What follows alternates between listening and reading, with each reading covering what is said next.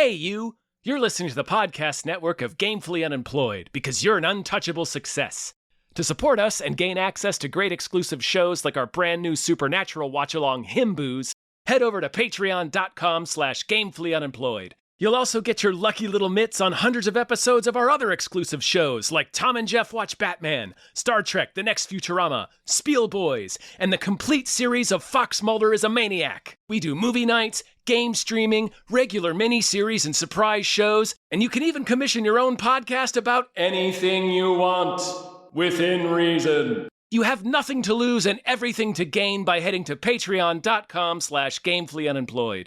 That's patreon.com/GAMEFULLY unemployed. Probably don't need help with that word.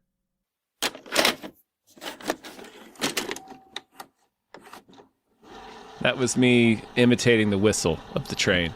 Oh. Woo! It's me, the Orient Express. How to podcast start. Hi, everybody. Hello, everyone. My name is David Bell. My name is Tom Ryman. I'm a guest this episode, and my name is Abe Epperson. Beautiful. And we just watched Murder on the Orient Express, parentheses, 1974, close parentheses, that one. This is no ordinary train. This is the legendary Orient Express. Witness to many strange adventures and foreign intrigues. The Sidney Lumet. Yeah, you know, Yes. Sidney Lumet. All right. Lumet. First, Abe, thank you. Hey. Thank you so much, Abe. How are you? You find me on a day after I watched Murder on the Orient Express 1974. I'm having a great time. I have to say, Lumet is like, I don't get to talk about Lumet enough, and I don't know why. I should be covering Lumet all the time. He's like he might not be in my top 5 directors of all time. He might be in my top 10 though. He's so good. He's pretty good. In this movie, I was like, oh, like every fucking 5 minutes, shit. I was like, shit, Lumet, dude, what you fucking doing? There's some good stuff in here. Yeah, for 1974. Do you want it when you say cover? Where would people hear you? Well, cover things. Thank you for that. That would be Small Beans. That would be patreon.com/smallbeans or wherever you get podcasts, yada, yada, yada. Cool. We talk about the same things that Gamefully Unemployed does, so go there. Cool. And speaking of Patreon, big thank you to our producer, Dave Ruff. Thank who you. wanted us to watch this and spoilers, the 2017 one, and talk about how they compare. And was like, I demand Abe. Yeah, So we got specifically Abe. watch them with you. Is that true? Yeah. Dave, Yes. Ruff, did you do that? Because Ruff is also a fan on our side of, and I saw that you posted today, the day of recording this, that you were like, by the way, I asked for, if you wanted me on both, I will be on both. I will talk about the murder. I will talk about Agatha Christie any day. Hell yeah. And also, Hell yeah. because he was just like, hey, you guys covered this weeb shit, this Beautiful Dream or anime that we did on our side.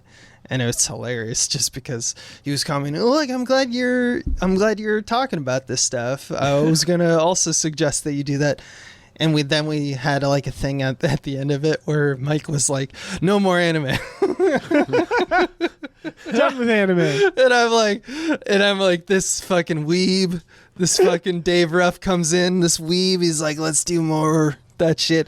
And I, once again, have to say, as I said on the Small Beans channel, bring the weeb shit on. I will take it. Hell yeah. I am not scared of your weeb shit. I will watch anything. I'm a monster. Yeah. Anyway, We that's my rant. monster. Hit me with your $5 shurikens. And I'm sure that Swain the hates mall. me now because for the next 5 months we're just gonna get like obscure anime restrictions. So, had anybody seen this? I hadn't seen this movie before. No, not this version. I saw it No, when I was a neither kid. did I had Okay. a VHS of it. Only watched it a few times because when you're a kid, you're like, oh yeah, I love trains. Yeah, they go toot toot. But other than that, I was really into murder mysteries even as a kid, but I think this one might have been too slow for me. I remember seeing I think my parents had this VHS. I remember seeing this cassette or something, and just feeling like it was too adult for me. But that was my experience with this film up until this point.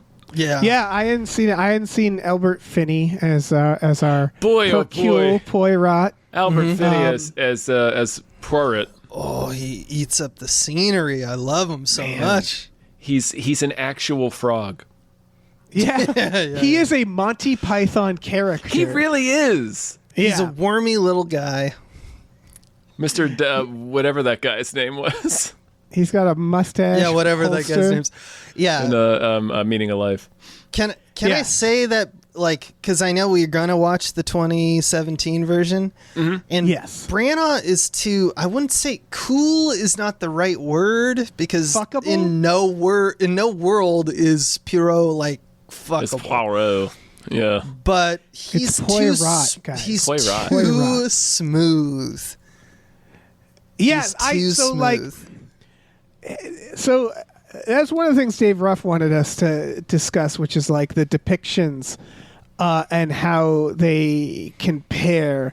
And I never read the original Agatha Christie stories. I want to. I've read But some why? of them. I've not read this one. Yeah, why read it? There's movies. There's so many movies. No, she writes really well though, Dave. You should. They're pretty good. You should check I them don't out. read, but yeah, you're right. You're right. You're right. I should. Yeah, I'm much more familiar with the David Suchet portrayal, who played him for years and years on the BBC. He has serialized version. He has a more a face for that mustache. Right. Yeah, much more genial version. This version is Poirot's fussy no matter what version he is, although I feel like Branagh plays that down a little bit. But he's elitist too, and Albert Finney is kind of leaning into that a lot in this, where he's just kind of a prick to people. I mean, Yeah. the character is always a prick to people, but it's who do you want being a prick to you? Do you want a guy who's kind of smooth operator, who kind of is sexy in a way? Or do you want a guy who's his shoulders are up and he's ugh, ugh, ugh, like a Peter Lorre? Yeah, He's definitely got Peter Lorre vibes. like he's about to dip rats in acid or something. Yeah, His shoulders are all hunched Yeah, up. his shoulders are all hunched like up. an Addams Family relative. Yeah, exactly. Are there fictional detectives besides him and Sherlock Holmes? I guess we have. Sure, yeah, Miss Marple. Oh, I mean, I haven't seen that. also dip into the just crime genre into lawyering and Alex private Cross. detectives. Yeah, because Columbo. I mean, this is a very Columbo. polite upper class Columbo, but you also have Alex Cross. Yeah, stuff like Alex that. Cross is a cop, though, right? He's Yeah, but he's still a detective. I'm thinking career detective. Knives Out is the other one. Where I just noticed that there is a through line where it's there.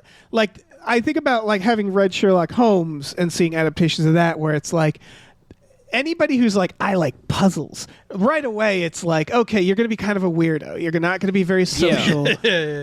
Sherlock Holmes, they leaned into him being more in the books, kind of a cocaine guy, kind of anti He's kind of erratic. Yeah, he's a little the Robert Downey Jr. version was you can kind of see what they were doing, but it was he was too cool. And he you're was saying, pretty cool. yeah, with the 2017, it's but I realize it's the rule is you need a weird little wiener, and then they need a hype man.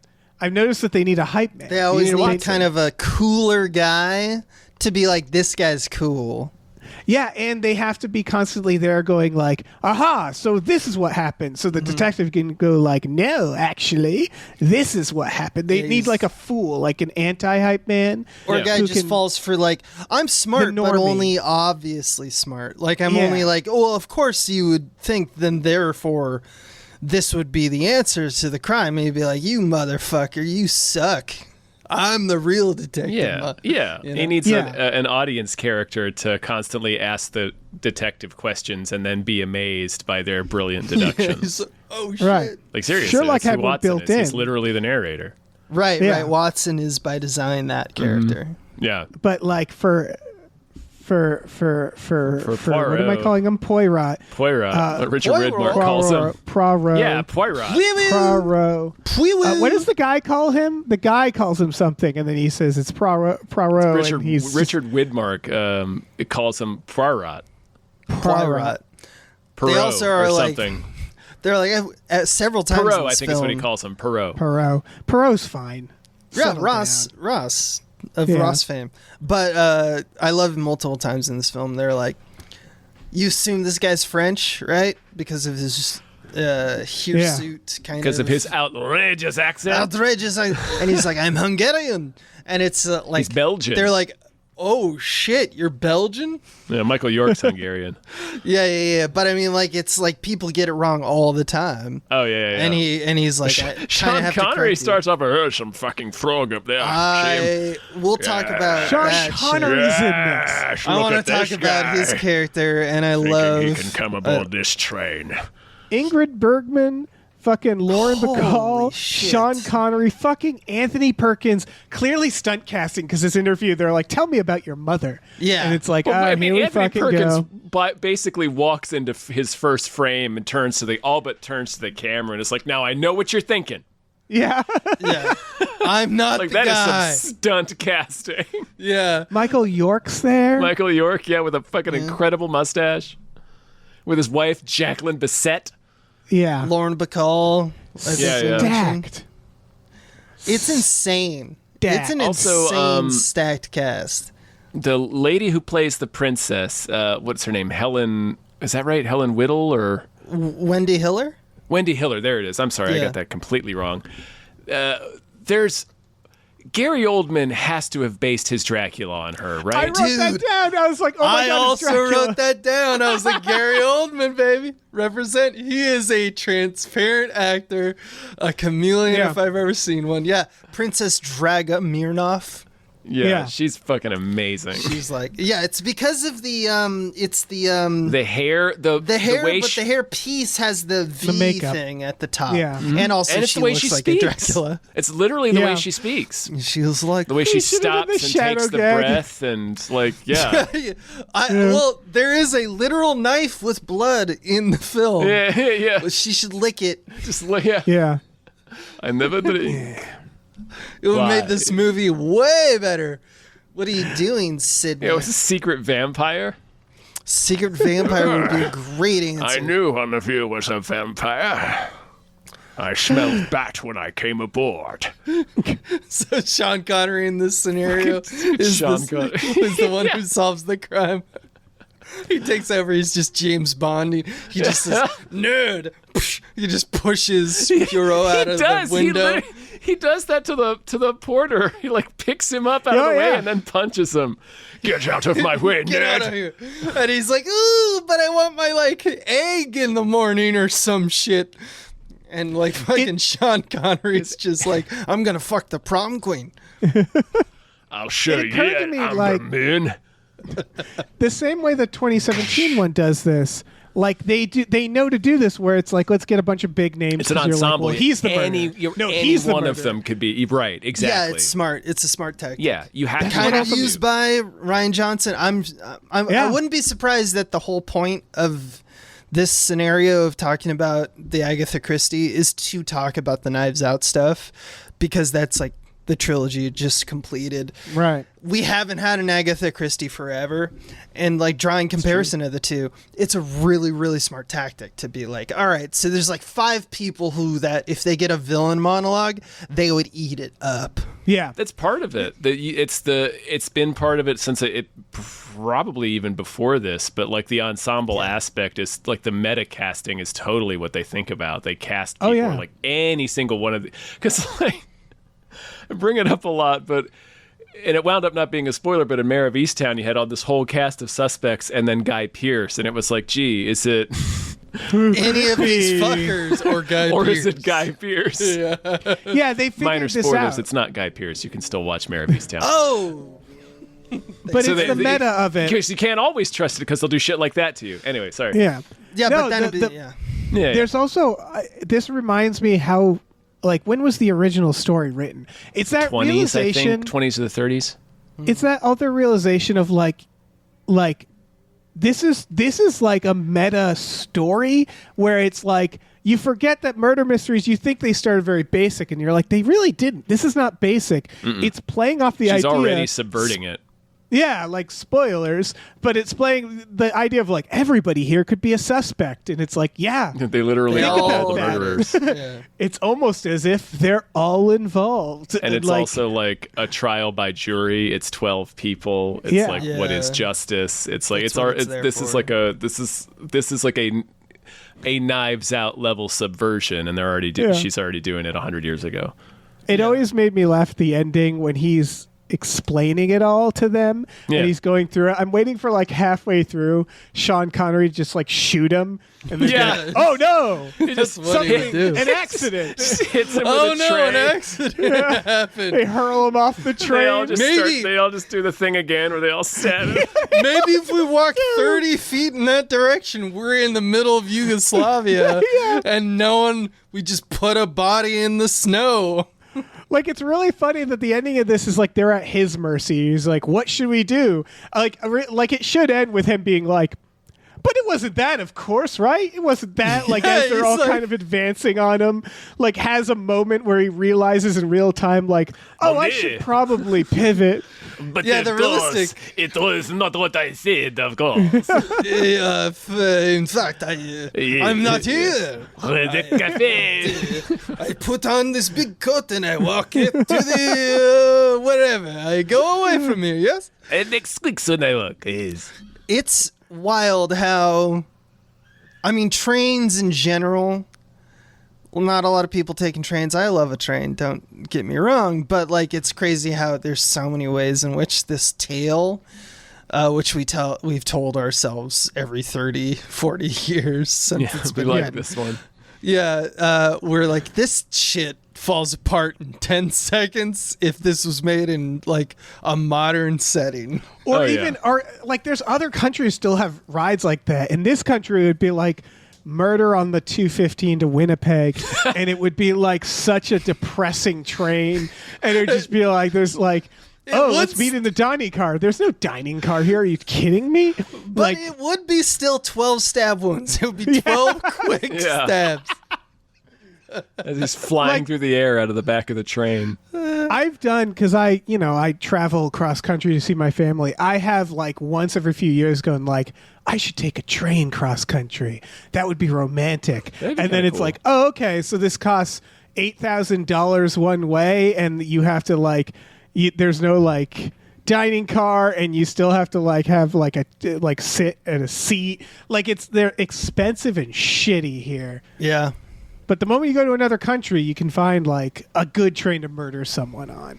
Yeah, that's what I That's want. all I want. Yeah. Yeah. One where I can be like, I order a drink and I'm like about to drink it, and then I pause and I'm like, this is poisoned, and I throw it across the room. Yeah. Like, that's the scenario I want. Where I'm 'cause this was, actively like- trying to be murdered. They have Yeah. like chefs and stuff. The It's like, guys that's eat my pasta. dream wedding. Yeah, exactly. It's, well, yeah, they have chefs and they have. This is okay. So here's the thing, also that it all falls apart, because this was designed. You have to look at like, why did Agatha Christie write this? And she was like, Look at these entitled motherfuckers. Even these rich assholes, which is a good setting because we all want to imagine ourselves being rich. Right. So we want it to be in a rich place.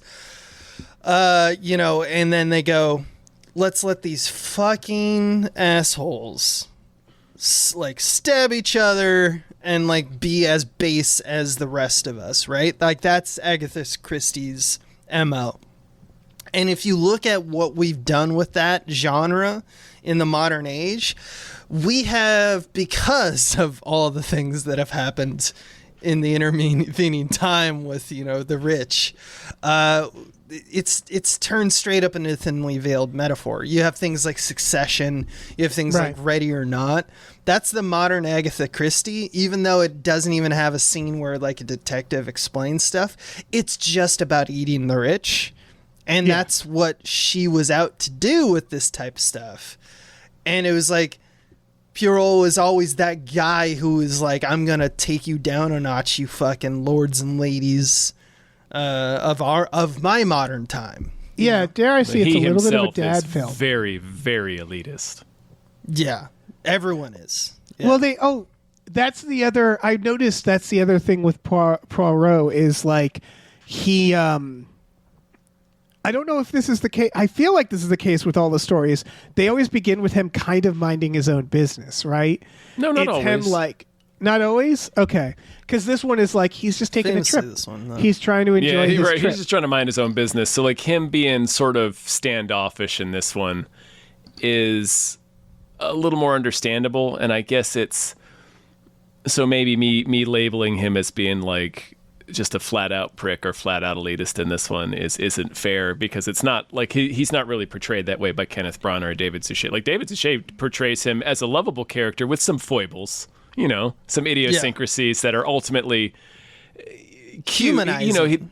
They're humanizing. They're cute more than anything. Not with the Albert Finney though. It's it makes him look like a little alien, like a little toad, he's like the man. penguin in this. Yeah, putting on his multiple hairnets for his mustache and his very shiny hair. It's that Kenneth. The hand cream, and then he puts gloves on his hands to go to sleep. I love it.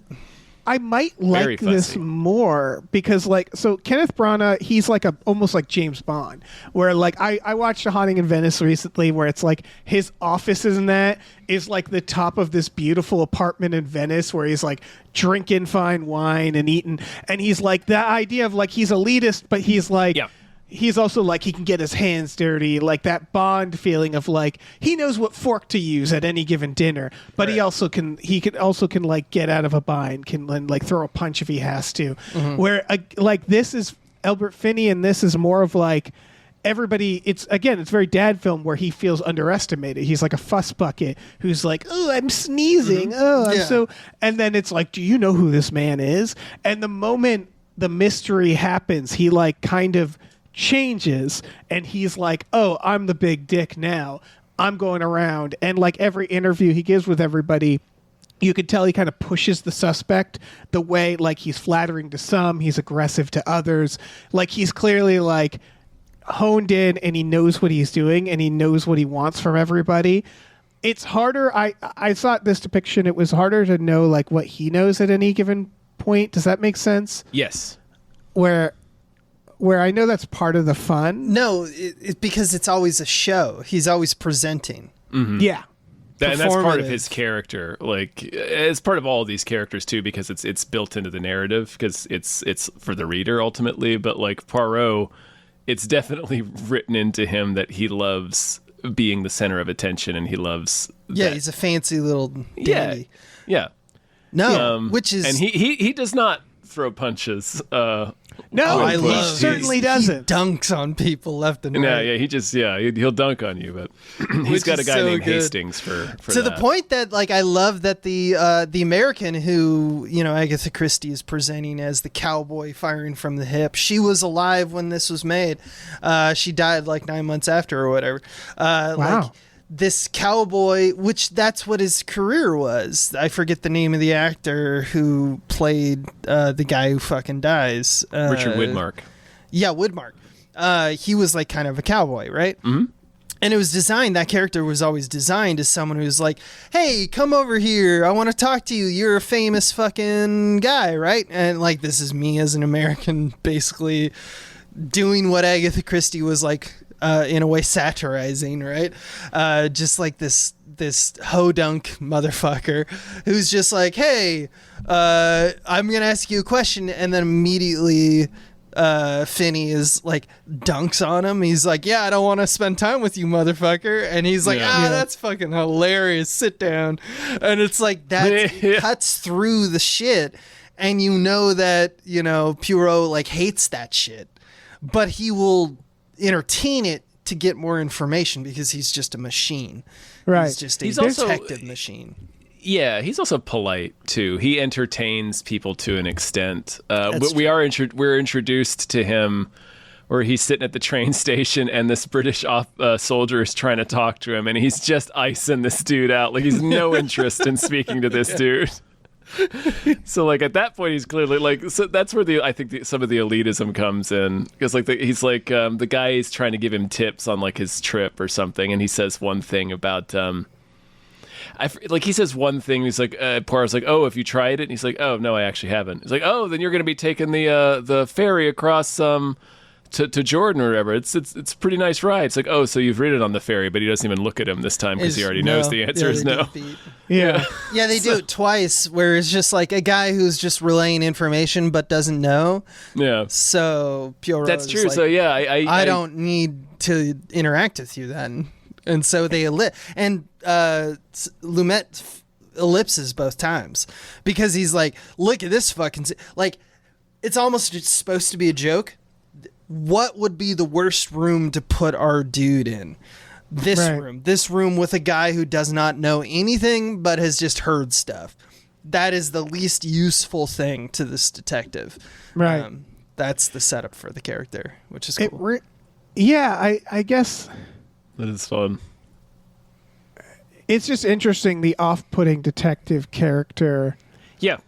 And I keep thinking about him versus Sherlock Holmes, because again, like the Benedict Cumberbatch Sherlock, I think is probably closer to the book, where that idea of when you're trying to show like an anti-hero, where we always struggle with this, I think, where it's someone who like repulses everybody in their life, right? But we're following them. So like they always want to make the person like kind of likable. And it's truly hard to make a main character who's supposed to be a guy who doesn't fit in and who is bad at socializing, because again, that naturally makes them repulsive to the audience watching too. You know what I mean? Yeah. And so it's like, totally. I love how it's evolved over time, and the modern equivalents of that. I think of like HBO had that Outsider, which I know is based on like that's a Stephen King kind of idea, and that character was written in I think like the 80s or 90s.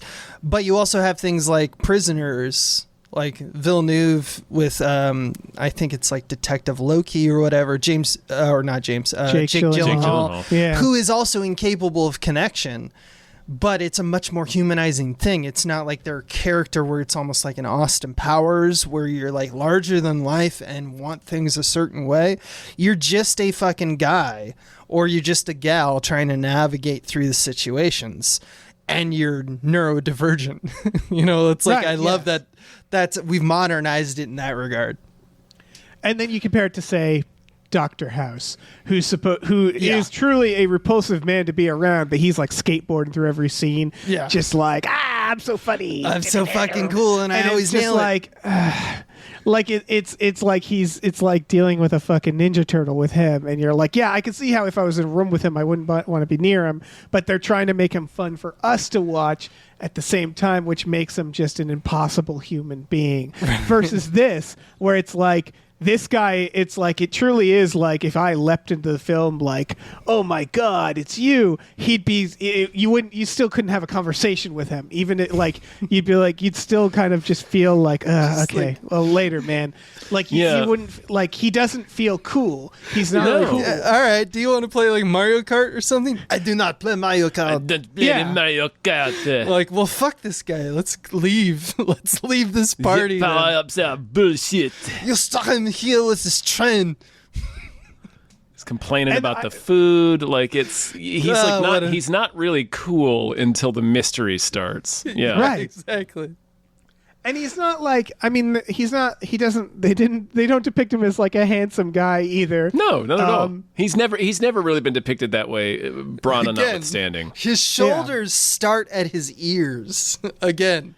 Like, Albert Finney knows the assignment. It's amazing. He reminds me of a European grandparent. Like, he's so bundled up in a lot of decorum. And a lot of like finery and all of like the ritual and sort of practice and meticulousness that goes along with that. So he's a very stuffy character, I think, is probably. No, he's also fussy, but he's stuffy as well. He has his venom. But then he has genuine outrage over murder, over the crimes, and we see it come out the first time, and it's such a good scene. When he's rattling off the actual cost of Ratchet's crime, like the human wreckage. This he's killed like this ticking off all this. It's 5 human lives. Like he's really fucking outraged at it. I love, and he gets so when you were talking about him picking apart the different characters in their interrogation scenes, like even Sean Connery, like he fucking gets every single person with no matter what he needs to. Flattery, he cuts through lies, he calls people on their bullshit. It's almost like Columbo does it to you at the end of the conversation. By the way, one thing. But Poirot does it like at the beginning. He's like, I'm not gonna fucking waste your time. But both of them need to get real at one point. Yeah. Because it's a real conversation. It's like the first hour before the murder happens is when it's the time they all spend undermining Poirot, right? Because they've planned this murder. We learn ultimately that they're all 12 in on it. They all used to be, if you guys haven't, listeners, the plot is basically there was a Lindbergh baby kidnapping some years before the movie. The person responsible is this guy Ratchet who's on the train. He is murdered. The murders turn out to be all 12 people on board who were all somehow connected to the Lindbergh baby that was killed, either because by being friends with the family or... Which, like, eliminated a whole family out of grief. You know, even the handmaid killed herself because she was told... They were like, maybe she was accused of the crime, Yeah, and the press was all up in their face. So a bunch of people died because a single baby died. And it seems like their plan, correct me if I'm wrong, because at the beginning they're like, the train is all booked up. That's unusual for this time of year and stuff like that. I think their plan was originally like, if we all book up the train, because even like the people working in the train, at least a lot of the people, or at least one of the people, one of Pierre. the employees is in on it. Yeah, he's in on it, yeah. It's just very funny because it's just like them being like, okay, if we just book up the entire train, we can just beat them to death. We can do whatever we want. We can throw a whole thing. And then they're like, guys, so I just heard the world's greatest detective is here. Yep. They're like, are you shitting me? Fuck off. Yeah. Like the one extra passenger who got the last seat. It wasn't even like he had to force Larry woke up late because he drank too much fucking brandy, and he was like, I was supposed to do that murder train thing. It wasn't even I didn't take my spot.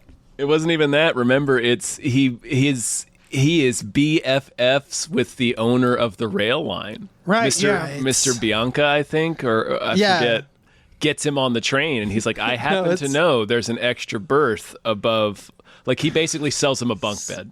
Yeah. That's why, because he has to kick a guy out because he's only going to be there for a night. It's just like, really funny. It's just the world's worst timing. Fucking world's greatest detective is going to be on board. Because it's one of the greatest crimes. Like, to be honest with you, they thought of everything. They did. Their cover should have worked and ends up working ultimately because that's the story they tell the police. Well, that's what's so funny. I love that the moral or the broad story is, what if a guy sucked so much that people elaborately killed him? The world's greatest detective figured out how he was killed, and then everybody just went, it's fine. Let's throw a party. What if I look the other way on this one? Yeah. Go ahead, please. Sorry, Abe. No. Like, I was just gonna double down on the fact that, like, that look with like Sean Connery when he like clinks the glass with like the other people. Like We're it's like doing it sort of looks like the end cast of James Bond. montage. Yeah. Yeah, it's just like, and I saved the world, and it's like, you didn't save shit, you murdered a dude, but like Yes, I it's stabbed a man while he was defenseless. And he was already dead, but I stabbed Fuck him. that guy. Yeah, hell yeah. Yeah, imagine sucking so much that someone shot you in front of Superman, and Superman was like, I didn't see nothing. exactly. Yeah. But it's like, Jesus Christ. He just kind of Wow. eye lasers the body into ashes. I didn't see anything. No body, no fine. murder. That guy Also- sucked. Is there? I have a question. Is there no law? Like I don't think you have the answer. Is there no laws in Yugoslavia for murder or anything? Like, is there? Because at one point, I think Vanessa Redgrave mentions, like, I'll bring my lawyers. And it's like, yeah, no one is of any obligation to answer this motherfucker's questions. They No. can wait for the police to be this and, like, opt out of the greatest detective in the world. It helps that the They characters could, are yeah. all like moral, like they don't want they did this Yeah. one murder and you can tell they're still repulsed by it. It really helps because otherwise, again, they would just go like, well, let's kill him and dump his body too. Or they just wouldn't Like, answer any of Yeah, his I questions. didn't see a guy. Yeah. What are you talking about? I don't Because know. he's not a police officer. It's No. definitely like I feel like a lot of murder mysteries have this, even not the Knives Out, which are like modern, where like they're like, so this detective's here. He's not really official, but everybody like knows and likes him. So let's all answer his questions. Well, and yeah, I mean- you could just go like, Sorry. no. Yeah, you could just Yeah. say no. I also love that if I'm in a 12-man conspiracy murder gang, right? Which I swear I've never been in. But if I was, it Not would be- yet. like Never say never.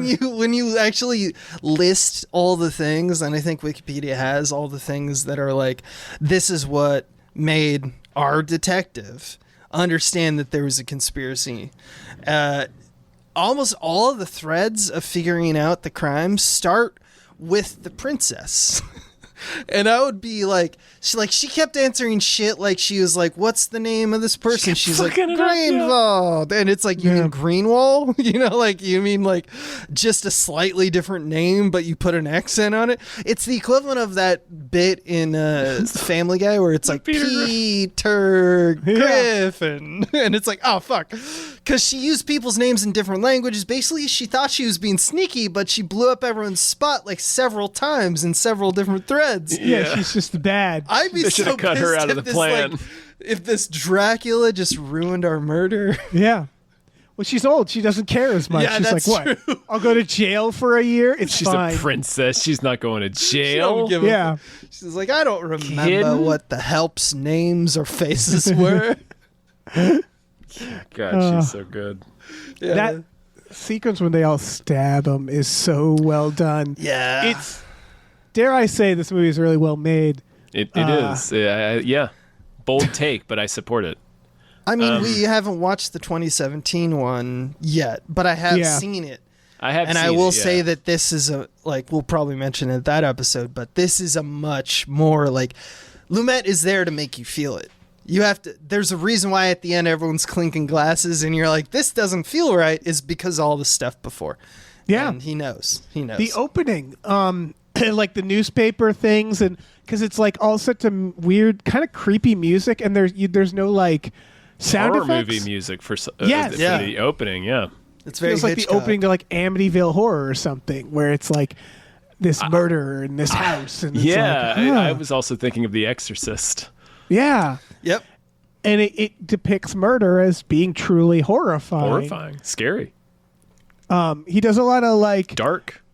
he does a lot of like wonders of their time, I would say. Like Mm-hmm. I noticed on the train there's a lot of that where when he's questioning someone, like there were a lot of like uncut shots I didn't even notice. Does that make sense? Where after like a few minutes you're like, wait, Almost haven't his cut away, have entire his whole scene interrogating the Scandinavian teacher is like Yeah, it's an all extended close on her. take, and it's this close, and they're both so Whoa. good in that scene. Let's Fuck talk that about the scene. Ingrid Bergman in the room. So she won the Oscar for this. Okay. oh no shit. And there is a continuous so shot fucking of good in that her scene. that is 4 minutes, she gets like 3 lines in the rest of the film, but she gets a monologue for 4 minutes, and we do not see Albert Finney's face for the entire 4 minutes, and she is electric.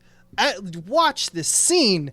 She is just she's so good. So good. Yeah. And I'm like, how did she get an Oscar for this? Is how I walked into it, because I researched that and I was like, really? Because I don't remember her at all in this. And then you see that scene and you go, oh my God. Because she's doing all this reaction acting, like where she is, her eyes are darting around, where you're not sure if it's like, okay, is she a liar, or is she terrified about the situation, or is she a fanatic that is only all about God? All 3 of those are dancing in your brain the whole time, and you're like, I don't know what's motivating her behavior. She's so good at it. Oh my God. Yeah, I'm curious to know how that came to be. If every actor was like, I want like something. Like Sean Connery's like, I want to punch somebody. Can you write me punching somebody in this? And they're like, yeah, sure. We'll get you in there. Michael York is like, I would like to do a voice. Sure, Michael. Sure. I also like Anthony Perkins. I mean, he kind of rode this for a while, so but he was good, like, I'm going to do a Jimmy Stewart. You know, like he's weirdly, full. I wrote that too. He's Jimmy Stewart. Yeah. Yeah. So he's always weirdly modern in his That's performances. what I was about to say. Yeah. He watching him in Psycho, you're like, he could. Especially Psycho. Psycho is a fucking modern performance. It's nuts that it's in the 60s. Yeah. His Sorry, fucking just his monologues in that, and like the scenes with all the birds. It really is like. And then watching this, it was like, okay, so that he belongs now. Yeah, he really does. He belongs in the 70s and the 60s. Yeah.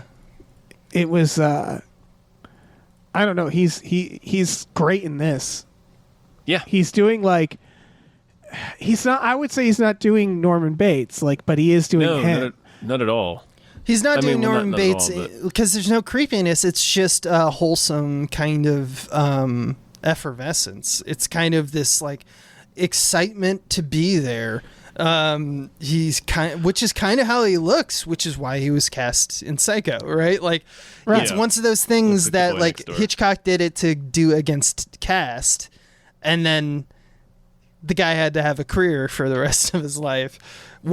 In between being the most famous anti-cast and also trying to do the thing that probably, if he hadn't scored Psycho, he would do for the rest of his life on film and TV. You know, it's like it worked out great. But it is interesting that when you see his performance here, how much of it is of the time. It's all because you can see the slide, you can see the Cary Grant to Jimmy Stewart pipeline. There is a very clear pipeline, which is hilarious just because Sean Connery is like the fuck all that. You know, like he doesn't give a shit. And his job was to be there to be the hothead. And I think that's Lumet's power, is that always throughout history, he always had the perfect cast. He's like the perfect caster. Getting Connery to do this role as the guy who's just like, I don't think you, brum, brum, brum, brum. You know, I'm angry and very Scottish and very, like ready to throw hands, is exactly who he is. Like as a person, Sean Connery was that. He was ready to throw hands at any time. It worked again because, like Anthony Perkins, you're like, well, he has to be the murderer, and then Sean Connery, you're like, well, he kind of seems like a murderer, and like they all kind of like it just works so well with that. Also, why do they both say pipe weird? Peep. He's making fun of him. He's making fun of him. You're right. It's beta Peep. cucking. So he says peep is how it's used. And then Sean Connery, you say it in French. Right? Und They're peep. wrong. So he's throwing it back at him. Yeah. Yeah. That's fair. It's a I was tete-a-tete smoking my peep. Yeah, you fucking piece You know what it shit. is? Everything Sean Connery says sounds like he's mocking you. So I literally didn't pick that up as like, oh, he's mocking him. I was like, oh, now they're both saying it weird. You're the man now, dog.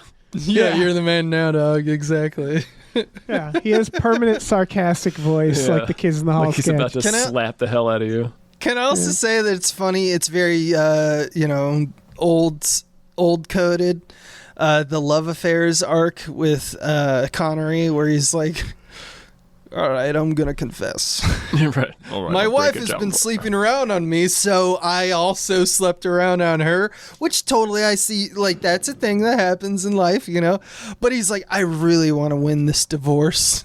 Please Yeah. don't make me lose this divorce and, like, leak that I'm screwing this super hot Vanessa Redgrave.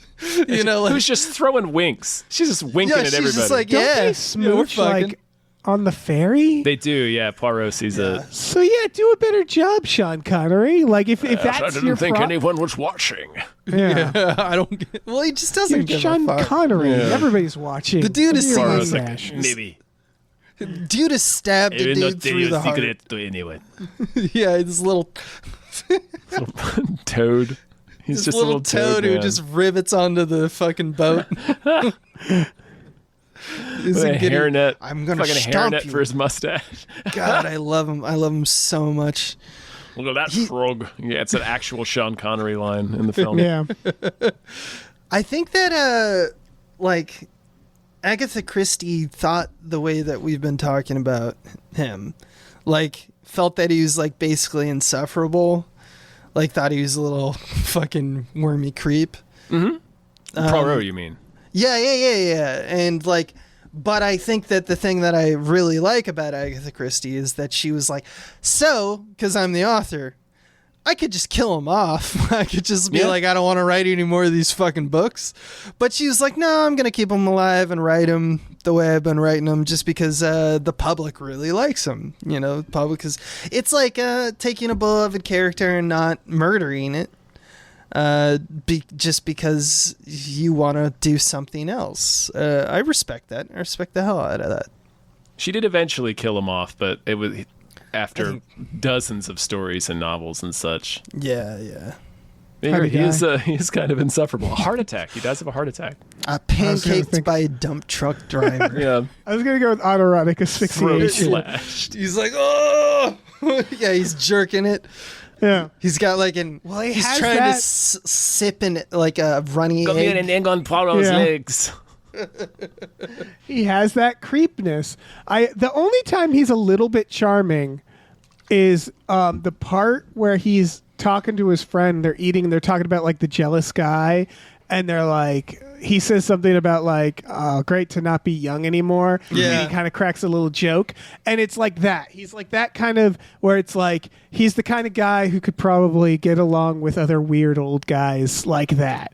Totally.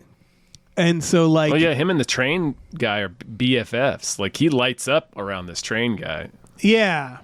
He won't give anybody Which else I- the time of day.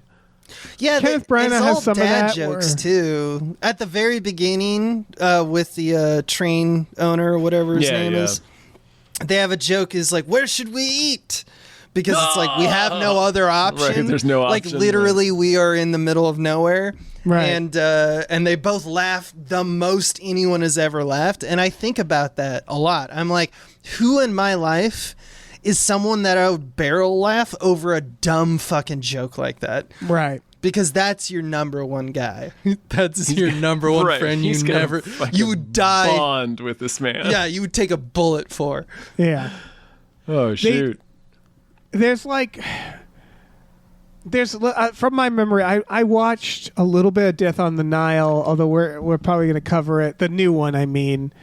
It was funny because I was like, I should watch more of the Orient Express. And then I was like, the guy they all kill is Johnny Depp. I don't know if I want to deal with that. And I threw on Death on the Nile. And then it's just like, all right, this is, oh my God, it's Yeah. Russell Brand. So many. God damn it. God damn. But Yeah, I think it's Depp in goes that quick. one. Depp's Yeah, gone. Depp is perfect role for the guy that everybody stabs. But one of the ones he That's some like Sidney tries a Lumet bunch of level desserts. casting. Yeah, Like it they is. they give him the fussiness a little bit where Branagh like does the thing where he goes to a restaurant to try a bunch of desserts and it's, Oh, yeah. it's the vibe of a guy who's not fucking. You know, who's He's just like got time on his hands. I'm like, it's supposed to be like an old man who's like, I'm enjoying Poirot- candy and the finer Yeah. things in life. Like that vibe of like, he likes food. He likes travel. 100%. He's the kind like- of guy who will spend $150 on dinner for himself. Yeah, he's got widower energy, you Yeah. know? And I think does. Kenneth Branagh does it in a more like digestible way, whereas this, he's more of just, a worm. I mean, Branagh Branagh makes him let's just- sadder. So we feel Yeah, more he for him. does. Like, oh, he's Right. insulated and antisocial because he's depressed and sad. He lost his great love. You don't get any of that Right. with David Suchet or Albert Finney. They're just like this because they're weird little pricks. Yeah. Although David Suchet is much, much warmer. And Yeah, he's likable, TV likable. Yeah, he's TV likable. But it's insane because the Branagh, like, I think that the fuckability of Poirot is like, that's no good. That you should not. He should not be. fuckable. No. He should No, be. you He don't wanna should be fatherly or grandfatherly in my mind. I think like Well, that's the right. kind of. Which I understand why in Sherlock they like let's Benedict Cumberbatch. Well, you know, like let's make him fuckable. Like was the assignment, and I get Sherlock can be, yeah. I get it, but Sherlock, even Sherlock, I don't know.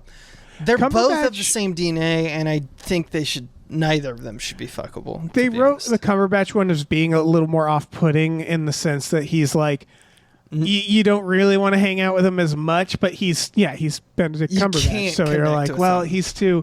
Like they have an episode where he's at a wedding and like no one wants to dance with him and he leaves early, and you're like, all right, I like that idea, but you're Benedict Cumberbatch, and that's kind of a problem. And they use that where like he also dates a little bit in.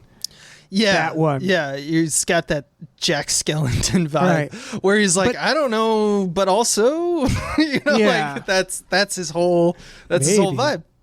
But with Albert Finney in this, I realized, like, you know who I want to see play this role? Now that I know it can be, like, an offshoot of this, is, like, Jeffrey Combs. I want a Jeffrey Combs. Yes, 100%. Yeah. That is He's just like, perfect. That's a and you're just that's like, a perfect way to fuck. describe Albert Finney's performance. The way he's playing Poirot. Like Yeah. If you're of a younger generation than the 70s, like if you're of a Jeffrey Combs generation, picture him Yeah. playing Poirot. God, That's Nail perfect. Jeffrey Combs like mouth breathing, fucking Yeah. just But like a weird lingering old- on silences Yeah. that are unnecessary, just like not giving you any control of the conversation because you want to leave. Right. It's like, okay, you're right, but you also smell like fish. Why that's do you weird. smell like fish? Yeah. I just smelled you an hour ago. You didn't smell like fish. Poirot wouldn't smell like fish. Come on now. Yeah, that's the thing is that he is a neat freak. He'd and smell he's- like lilacs and desserts and All right. Fair enough. smell delightful. Goddamn. Yeah, you just punch this guy in the neck somewhere that won't kill him, but keeps Nelly? him from talking No, my for friend. 5 minutes. It's Poirot. My little gray cells are vibrating. I also love old movies. At the beginning of this movie, there's like a 60-second sequence where it's like, the trains are starting. Everyone, get in. Yes. There's a montage, kind of like Star Trek's motion picture, where it's just like, look at the fucking Enterprise. It's fucking awesome. And they do that with the fucking train in this film. Very I was worshipful like, man. shot of the train as it comes to life. Yeah. Like, look at this shit.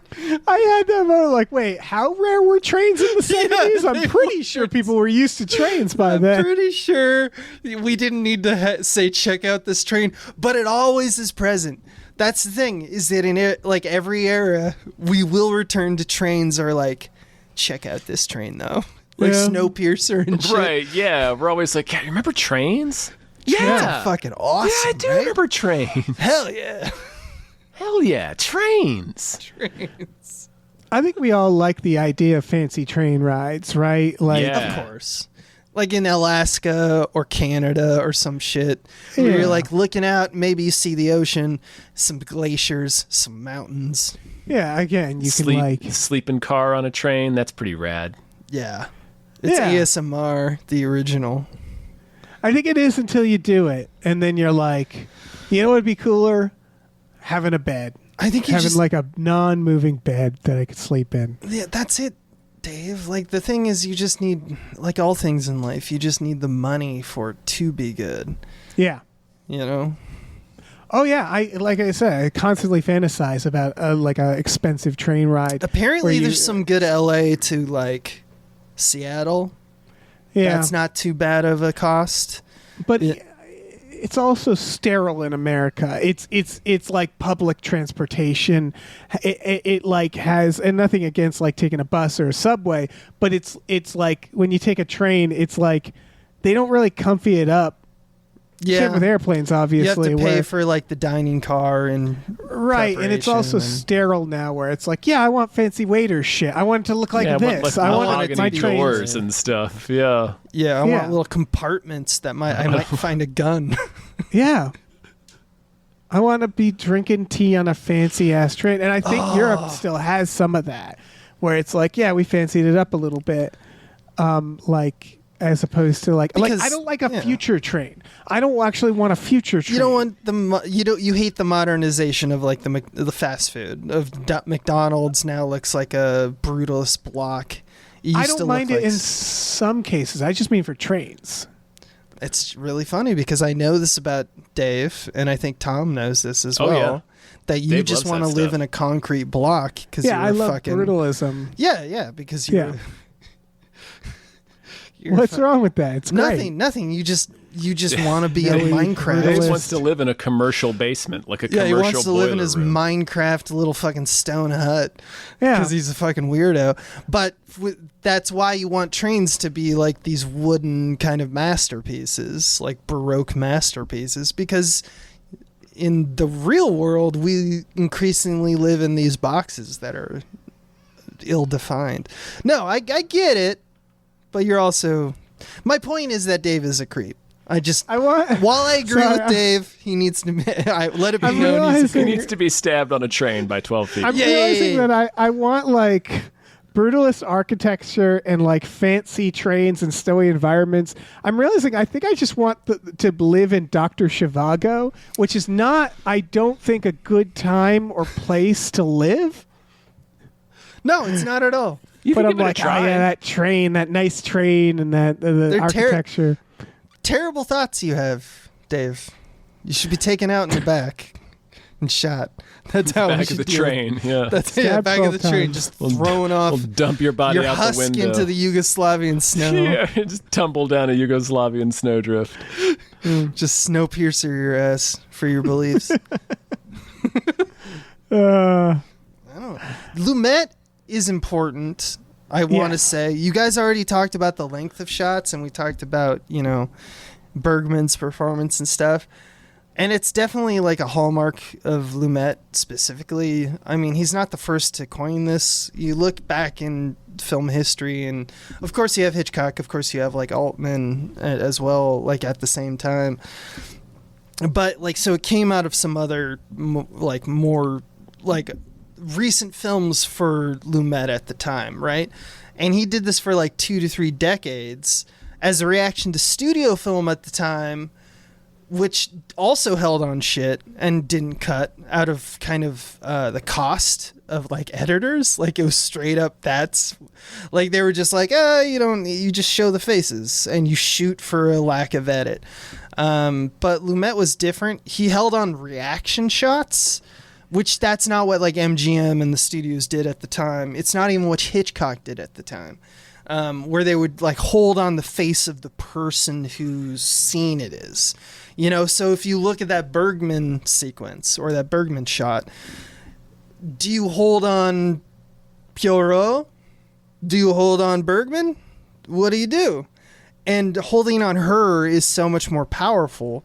Even though he is behind every moment controlling where the scene's going, because she's more interesting. And I think that is like Lumet's power. Play it in and over, creepy little Finney encroaching in the frame, play it on one character, fuck reaction shots.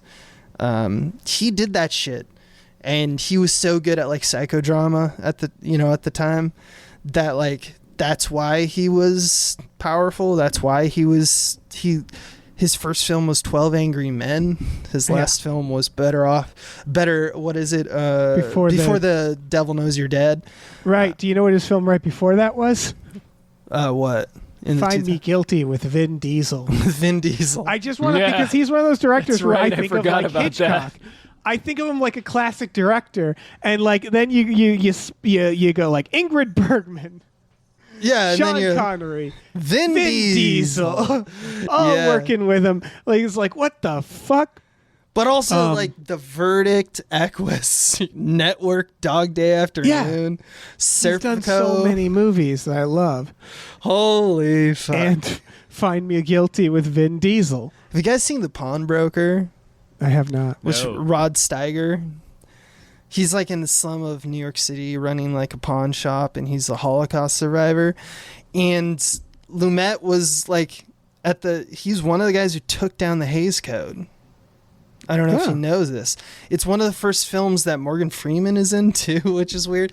There's a scene where there's like tits in a love scene, right? Which all of the Hays Code's people are like, rah, rah, rah, rah, rah, rah. And here's the thing. There's shots of breasts with shots of flashbacks to his time in the concentration camps, right? Where Steyer goes and watches his wife get like basically raped. And it's fucking terrible and poignant for the film. Nothing like it has really been seen at that time when it was made. So of course the public dynamic becomes polarized. Oh, it's just because you love nudity and this is the new, era of filmmaking, showing tits. And then on the other side you had, oh no, this is art. This is absolutely art. And it was where the MCA made a decision in the most fucked if I know kind of way, which is like, hey everyone, we're not setting a precedent, but this film's real good and we think it's important for art and stuff, so we're gonna allow it. And people got super pissed, and that was the end of the Hays Code. It was the downfall. The Pawnbroker is well known for being the code breaker for that. And I don't know. That's just really cool that Sidney Lumet was there for 12 Angry Men, and he was also there for Philip Seymour Hoffman fucking Marissa Tomei. Exactly. In a savage way. They're both going to town. That's what I mean is I see him as this older director, and then I'm like, man, he was working in 2007. They put a Frankenstein hairpiece on Vin Diesel. Sidney Lumet did that as well. They sure did. I mean, Lumet lived for, I think, 1,000 years. I think he was 1,000 years old. He turned off your cell phone commercial, didn't he? Yeah. Right? Nuts. Didn't he? Wasn't he in an ad before the movies 10 years ago or so? There's a Charlie, you can find on the internet a Charlie Rose interview that is fucking hilarious, where he's just kind of doesn't give a fuck. But in the most wholesome way possible, not Quentin Tarantino, I'm too cool for this, smoke a cigarette. He's just yeah, that's a good question. I don't have really answers for anything. I'm just a guy. I show up, I tell them to do something, they say I hate that, and I go, okay, I'll do something else then. It's pretty great. Pretty great. Man. He's so good. Yeah. What a career. I love the thing where it cuts between his interrogations and then he's pointing out the flaws, and to cut to new footage of the old interview. A new take, yeah. A new take of the old interview where he's no, I saw this one element of your performance that when you were lying, I saw that. And it's super powerful because you're oh, it's familiar and it's disjoining at the same time, but you can kind of get inside the mind of a detective and be oh, you noticed something I didn't before. Yeah, you're seeing it like he saw it. Yeah, that's kind of cool. That is cool. Yeah. Movies are cool. Yeah, good movie.